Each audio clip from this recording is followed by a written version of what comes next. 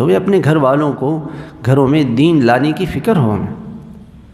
ماں یہ بنیادی اکائی ہے ہمارے معاشرے کی۔ گھر کا ماحول، کل پرسوں میں پڑھ رہا تھا، کتنے ایسے بڑے بڑے بزرگ گزرے کہ جن کی تربیت ان کے ماؤں نے کی۔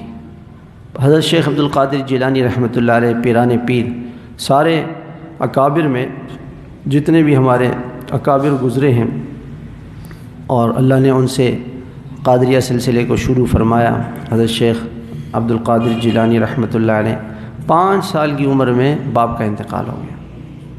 ماں نے تربیت کی۔ آج ماں اپنے بچوں کو کیا بنا رہی ہے؟ کیا بنا رہی ہے؟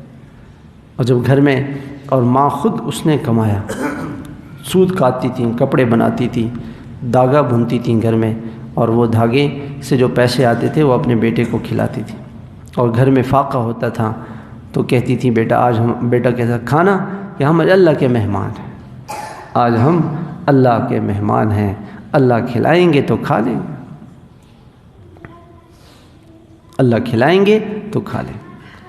اور واقعہ لکھا ہے کہ گھر سے نکلے تو اس زمانے کے جو بڑے بڑے علماء، مشائخ، محدثین اللہ والے تھے، ان کی خدمت میں بھیجا کہ جاؤ بغداد جاؤ، اور وہاں جا کے اللہ والوں کی صحبت میں رہو۔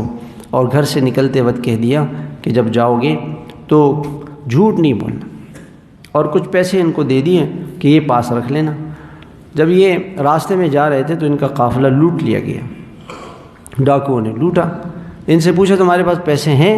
کہاں ہیں؟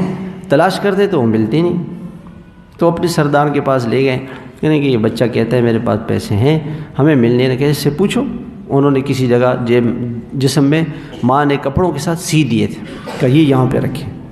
وہ بڑا حیران ہوا ڈاکوؤں کا سردار، وہ کہا تم نے کیسے اپنے جان کو نہیں بچایا، مال کو نہیں بچایا؟ کہ یہ میری والدہ نے کہا تھا کہ بیٹا جھوٹ نہ بولنا۔ اس کا اتنا اثر ہوا، جو ایمان کا بول دل سے نکلتا ہے، دل سے، اس کا اثر دل پہ ہوتا ہے جا کے۔ ڈاکو کے دل پہ اثر ہوا، اور اس ڈاکو نے کہا کہ بھئی ایک چھوٹا سا بچہ ہے، وہ اپنی ماں کی نافرمانی نہیں کرتا، ہم اپنے مالک کی نافرمانی کرتے ہیں۔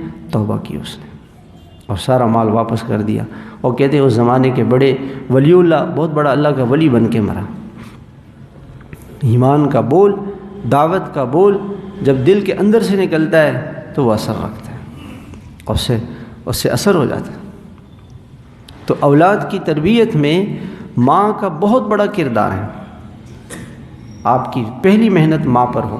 اگر اولاد بگڑ رہی ہے تو اس میں ماں کا قصور ہے، اور میرا سب سے زیادہ قصور میرا ہے، قصور میرا ہے، میری بیوی کا ہے، ہم دونوں کا قصور ہے۔ ہم دونوں نے اس کی فکر نہیں کی، ان کی تعلیم، ان کی تربیت، ان کا شوق، ان کا جذبہ، ان کے لیے ایمانی ماحول، یہ ہم نے نہیں فراہم کیا، ہمارا قصور